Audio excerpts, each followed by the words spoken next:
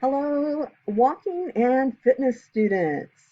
Hope you all are having a good day.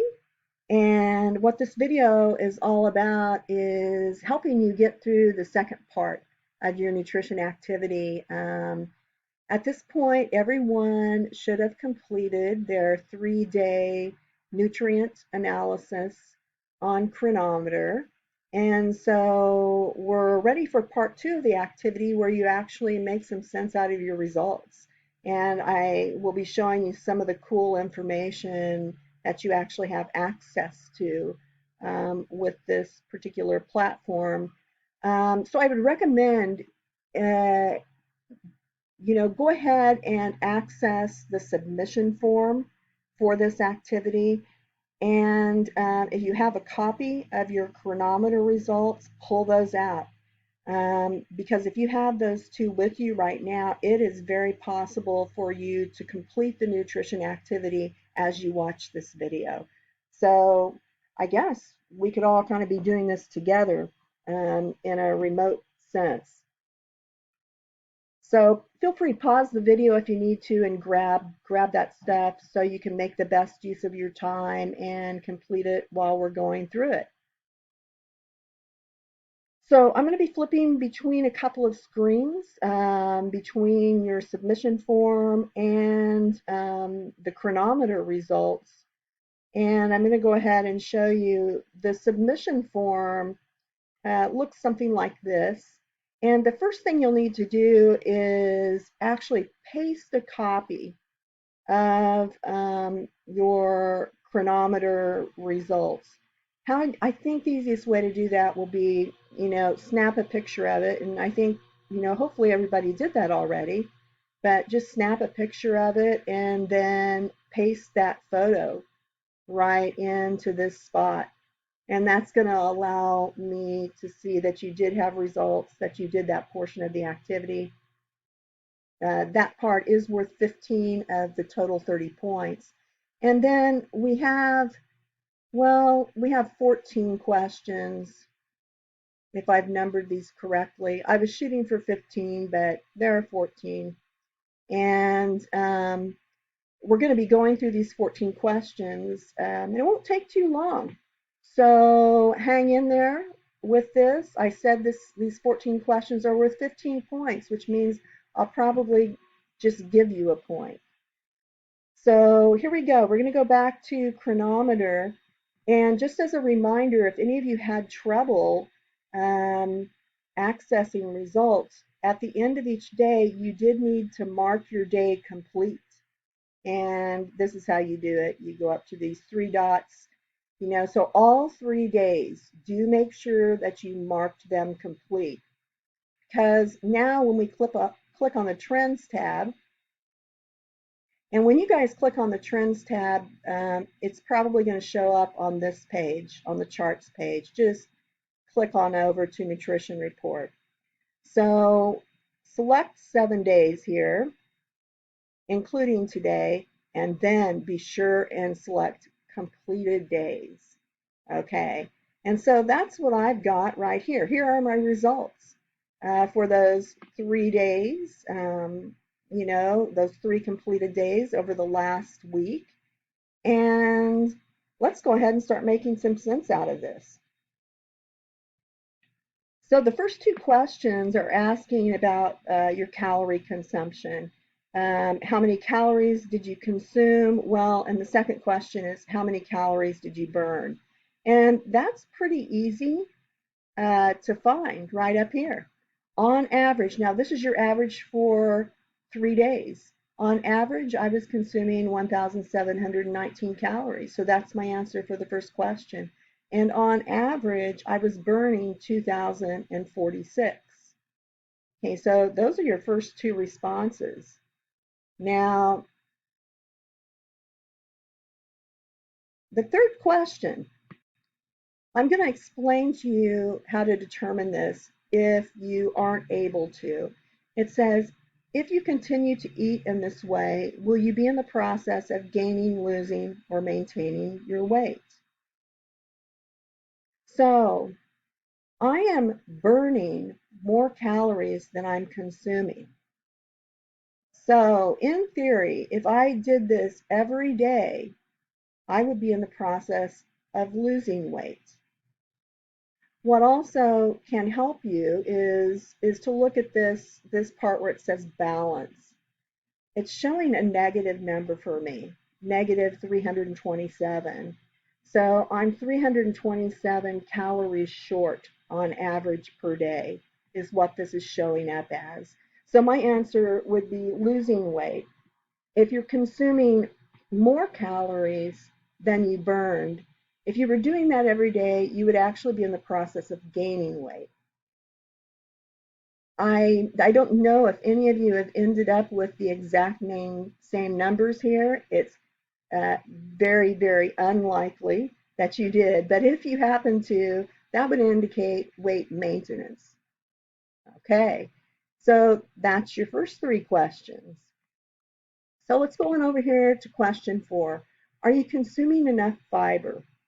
Now, with the typical American diet, and you may or may not be consuming the typical American diet, but the typical American diet, we tend to not get enough fiber. And so that's why I'm asking you this question. I want you to check your fiber intake over that 3-day period of time to determine if you actually were getting enough fiber. Now, fiber is a type of carbohydrate. So if you go on down here, fiber, and notice, as I hover over fiber, it's giving me some information about it. And on over here, it's showing me on average how many grams of fiber a day I'm consuming. Okay. And then this is what you need to look at.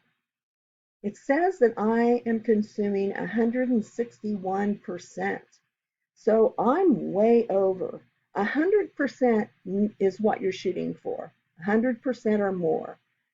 So if you're less than 100% in this spot, you have not been consuming enough fiber. If you're 100% or more, yeah, you're getting enough fiber.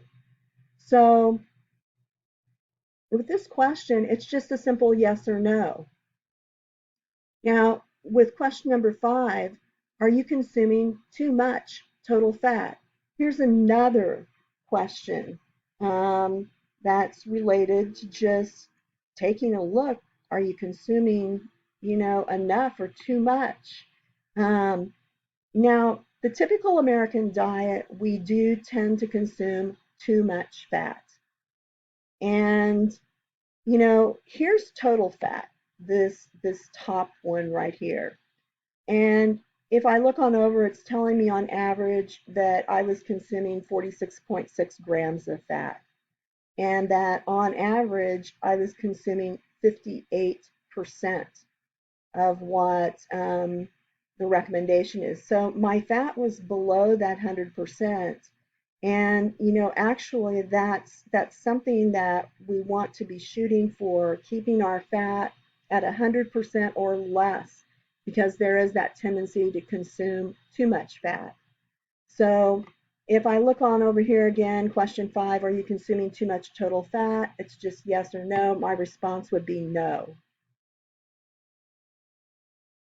Now, a little different question here. What is your upper limit on saturated fat? Okay, saturated fat sometimes gets called the quote bad fat. And with the typical American diet, we also tend to consume too much saturated fat. And if we look at Cronometer, and underneath fat, it's going to show you saturated fat. It says that on average, I was consuming 18.2 grams of saturated fat, but it's not showing me. Is that enough? Is it too much?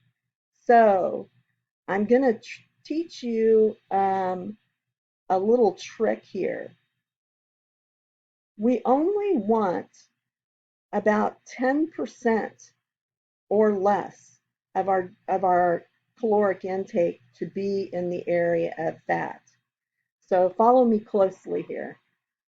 10% or less of our caloric intake, or 10% or less of our calories that we're consuming, So I'm consuming on average 1,719.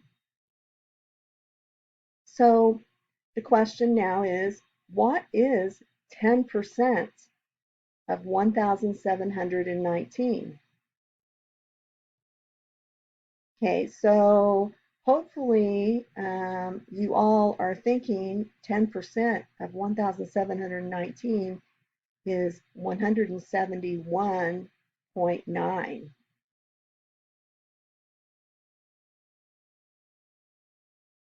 And this is another way you can determine that. So 1,719 times 10% is 0.10 equals 171.9. So I only want 171 calories of fat in my diet.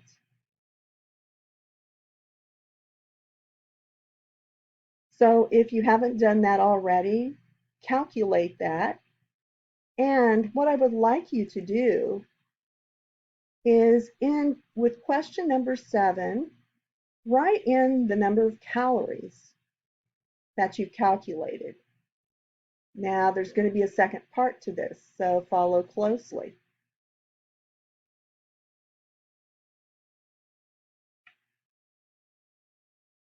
Now to determine down here, see it's talking about with fat, it's actually talking about grams. And without going into a lot of detail, I'm just going to tell you to do this. There are 9 calories per gram of fat. So whatever number you've calculated here, I want you now to divide that by 9. And that's going to equal 19.1. So what I would want to see here is that my saturated fat, the number of grams, is actually below this number. So let's come back over here to your project. What is your upper limit on saturated fat? First of all, you've entered your calories. Now I want you to enter how many grams that would be. So for me, it's 19.1. Now the big question, are you consuming too much saturated fat? And on average, I was consuming 18.2, pretty close, but I'm still a little below. So my response here would be no, I'm not consuming too much saturated fat. This one could be a scary one for some of you guys. Saturated fat are the primary sources of saturated fat are animal products. And that's going to include dairy. So if you eat a lot of eggs, or if you eat a lot of beef, a lot of chicken, and not all of those have the same degree of saturated fat in them. But that's where we get the bulk of our saturated fat. That and the use of oils, especially animal-based oils, like if you happen to use lard. Um, but all oils are going to contain some saturated fat. So if you eat fried foods, your consumption of saturated fat is probably going to be a little higher. So I hope that's clear. And just remember, you can replay what I just shared with you if you have any questions. So, about how to determine your upper limit on saturated fat and if you consume too much saturated fat. Okay, so the next question is, what 2 foods did you consume that were the highest in saturated fat? This is something that I really like about Cronometer. If I come on over here and just hold or hover over this area, it's listing the foods that I have eaten that had saturated fat in them. And the first two that are listed were the foods that I ate over that 3-day period that ended up being the highest in saturated fat. And for me, it's a protein powder and it's a plant protein powder that I consumed that was the highest in saturated fat, and also a Zone Perfect bar. Now, um, within that plant protein powder that I use, um, there is coconut, and the the palm oils, um, like coconut oil, I'm sorry, the tropical oils like coconut oil or palm oil are higher in saturated fat. So I have a hunch that that particular protein powder, where that saturated fat is primarily coming from, is the coconut that's in that product. See, that actually ended up with more saturated fat than a chicken breast, or more saturated fat than a Kind bar that has lots of nuts in it. So, nuts are higher in fat, but nuts are highest in unsaturated fat, the good fat. So I'm spending a little time with you on this area of saturated fat because it does tend to be problematic in our diet. And diets that are high in saturated fat, if you do that consistently over a long period of time, they increase your risk for heart disease. So this is a pretty important area, nutritionally, to stay on top of. So I would just write in here, my top two foods, which was a protein powder and a Zone bar. Okay, so the next question, are you consuming enough protein? So coming on down here to protein, it's telling me how many grams I consumed, but we're back to having this graph that actually indicates if I got enough protein.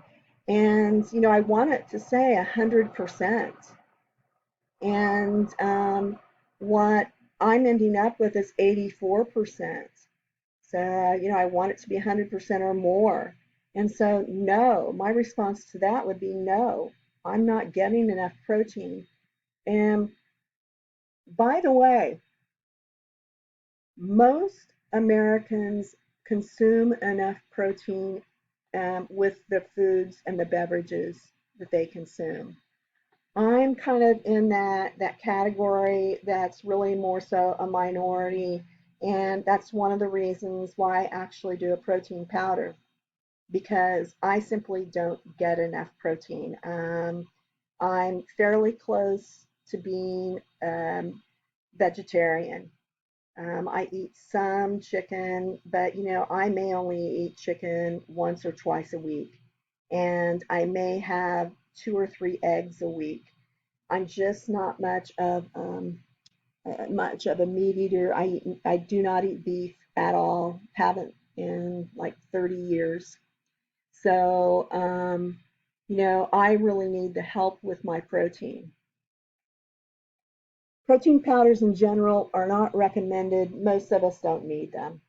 And if you consume too much protein, your body just excretes the excess through your urine. So if you're getting enough protein through your foods and beverages, it's kind of a waste of money to buy protein powders. So, that's something that if any of you are doing protein supplementation or protein powders, you might want to rethink that if you're discovering that it looks like you actually get enough.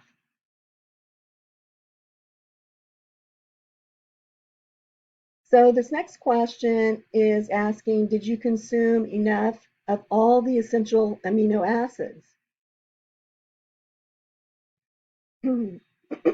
Now, underneath protein, What is listed are the essential amino acids.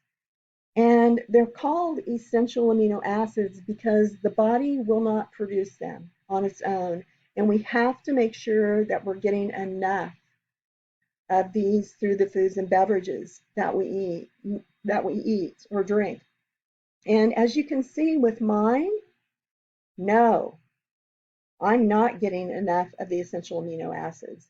And part of that is because I'm not consuming enough protein. This is an area of my diet that I actually really have to work on.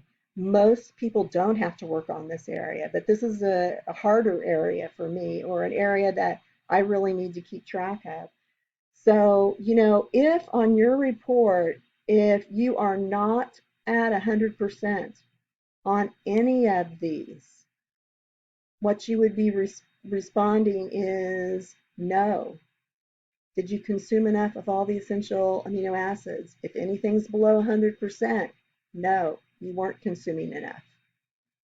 So I'm just kind of with protein wanting to point to you, point you towards this idea that, yeah, it's important to consume enough protein, but a really big aspect of this is making sure that you're consuming the essential amino acids, which are contained within proteins, especially animal-based proteins. Okay, so next question, are you consuming too much sodium? And I think I'll just say right off the bat, yikes. This is another problem area with the typical American diet. We tend to consume way too much sodium. In fact, on average, most of us are consuming about 1,000 milligrams a day more than we're actually supposed to. Diets that are consistently high in sodium can increase our risk for high blood pressure. So that's one of the reasons I asked this question. So let's look at our Cronometer results. Now, sodium is actually a mineral. And so if you look on down, you're going to find sodium. And ideally, what I would be seeing is that I would be at 100% or less. Okay? If you are over 100% here, you have consumed too much sodium on average. By the way, your upper limit on sodium, for most of you, I'm guessing that it's going to be right around 2,300 milligrams. Okay? It changes, your upper limit does change with age. And so mine is a little lower. It's, at 1940 milligrams per day. So with regard to this particular question, are you consuming too much sodium? I would need to put yes. I was over 100%. That's another area that even though, I don't eat a lot of boxed and canned foods, it is really hard to stay below on that sodium limit. You have to eat pretty much from the produce aisle. So anyway, I hope you all have that. And then what two foods did you consume that were the highest in sodium? So we'll look back at Cronometer here, sodium, if I go on the cross, and if I just hover right here over that percentage for sodium, it's telling me. Well, there's that darn protein powder again. Per serving, there are 570 milligrams of sodium in that protein powder. And then my second highest was some Orville Redenbacher Smart Pop butter popcorn. So I would write down those two, okay, as being my highest foods when it comes to sodium. And it's kind of nice because you can really take a look here at, the whole list and see how many milligrams of sodium were in the various foods that you ate. I think they're listing, looks like 10 foods, your top 10 foods. On your response here, you just have to list the top 2 foods though. Now, just two more questions. Question 13, list your vitamin deficiencies. Number 14, list your mineral deficiencies. So let's look back over. This to me is a really important part of this project. The calorie stuff is fun, it's interesting, but what I think is really, really important to do is take it to the next level and go beyond calories. And let's just look, are we actually getting what we need on a daily basis? Are we meeting our vitamin recommendations? Are we meeting our mineral recommendations? And so with vitamins, the vitamins are listed here. And what we want to be seeing is green everywhere. Okay, green means you're at 100% or more, that you're A-OK. Yellow or gold means you are too low. So I would be listing vitamin B1, vitamin B5, folate, pretty close on folate and B5, but not quite there, and definitely vitamin D. By the way, as a result of doing this project, I did it back, or doing Cronometer. I did this back in January, where I actually kept track of things for a month. And what I noticed was that every single day I was way low on vitamin D. And so I did start taking a vitamin D supplement, because with a month taking a look at things, you can really tell kind of what your tendencies are, in terms of your diet. And I just wasn't getting enough vitamin D. The other supplement I take is B12. It's showing that I got enough here, but most of that B12 was coming from my protein powder. So there are days that I don't do the protein powder. And so I do go ahead and take vitamin B12 too. So, I would challenge you guys, continue entering your foods into Cronometer to really get a better feel for, well, what vitamins do you consistently miss out on? And then the same thing with minerals. Are there minerals that you're consistently low on? And the exception is going to be sodium. We want this to be below 100%. We tend to consume too much sodium. But with the rest of them, we want to see green. We want to see you above 100%. And I have a couple of minerals that I was too low in, magnesium and potassium. And by the way, potassium is one that, in a class of, maybe 30 students, I generally will only have one student who is consuming enough potassium. It's a really tough one to get.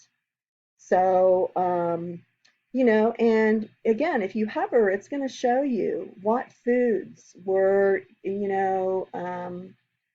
supplying you with the most of each one of these minerals, and you can do the same with the vitamins. If you upgrade to the paid version of Cronometer, they'll actually make suggestions for you on what foods to eat. I don't really think that's necessary, because you can search and find foods that are high in calcium or foods that are high in vitamin A. You can just search online, but Cronometer does have that feature in the paid version. So back over here on your form, it says list your vitamin deficiencies, list your mineral deficiencies. So look carefully and be sure you list all of them. And I didn't explain. Deficiency means that during this 3-day window, you weren't getting enough of it. You were too low or deficient. What I wanted to also mention is when you go in for a physical, they usually do blood tests, and blood tests will identify if you are truly deficient, if it's actually showing up in your body that you're not getting enough. So that would be a cool thing to start looking at more carefully when you get blood tests back. Start taking a look at them. Your doctor should let you know if something's off, but I know I always look at mine. I think it's interesting and it'll show you how you are doing with regard to some of the vitamins and the minerals. So I hope this has been helpful. I've taken about 30 minutes of your time, but hopefully what this means is you've also now completed your nutrition activity. And I'm hoping that this felt valuable and interesting to you to discover a little bit more about how you're eating. And, just one last bit of encouragement to maybe keep doing this and see if you can create, an even better nutritional plan for yourself. Remember those areas that tend to be problem areas for us and really pay close attention to those. Okay, so I hope you all are having a great day, and I will talk to you soon.